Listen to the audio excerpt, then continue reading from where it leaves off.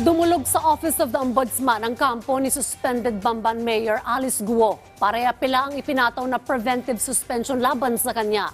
Hinamo naman ni Senador Sherwin Gatchalian na magpa-DNA test si Guo at ang sinasabi niyang kanyang ina. Yan ang ulat ni Daniel Manalastas. Nanindigan ang kampo ni Bamban Tarlac Mayor Alice Guo na walang nilabag ang alkalde sa pag-i-issue ng permit sa Pogo Company na Zone 1 Technology sa Bamban. May kumpletong papeles daw ang kumpanya at ginawa lang ni Guo ang gampanin niya. Kaya hiling ng abogado ni Guo, bawiin ang preventive suspension sa alkalde. Bakit hindi niya i-issuean ng mayor's permit yun? Kung ang aplikante compliant, kasi meron tayong batas na Anti-Red Tape Act tsaka yung Ease of Doing Business. Pag hindi ka nag-issue ng mayor's permit, ikaw naman nakakasuhan. Buwelta ng kampo ng suspendidong alkalde sa Senado.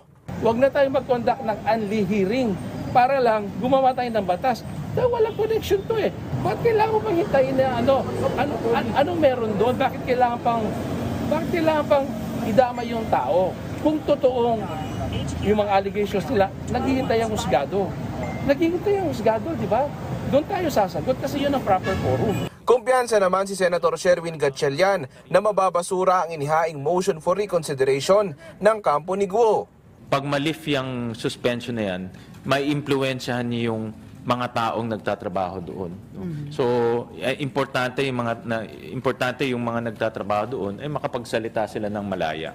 Pero sa executive session kahapon, kaugnay sa aligasyong pagkakadawit ni Guo sa Pogo, ayon sa senador, nakakapangamba ang nadiskubre nilang paglaki ng impluwensya umano ng Pogo sa bansa.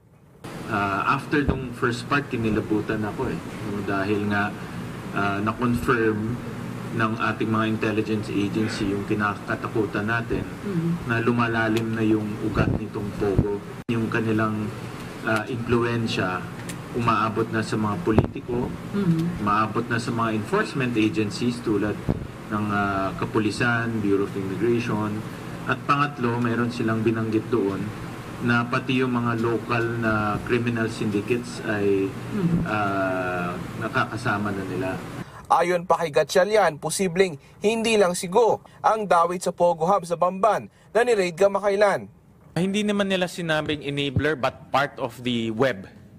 Part of the web. Hindi na elaborate masyado kung ano yung participations, politicians, enforcers, criminal syndicates, even businessmen.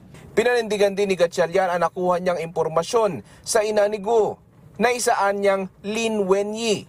Itinanggi ito ni Guo kahapon at iginiit na isang Amelia Lial ang nanay niya sa lahat ng dokumento. Kaya para magkaalaman na, hamon ni Gatchalian. Kaya ang aking hamon sa kanya at kay Wenyi, magpa-DNA test sila ng transparent. Transparent, open, may witnesses, para malaman natin. No? Pwede rin ako nagkamali. Baka nagkamali yung aking information o yung mga narinig natin. Pero pwede rin tayo natama. No?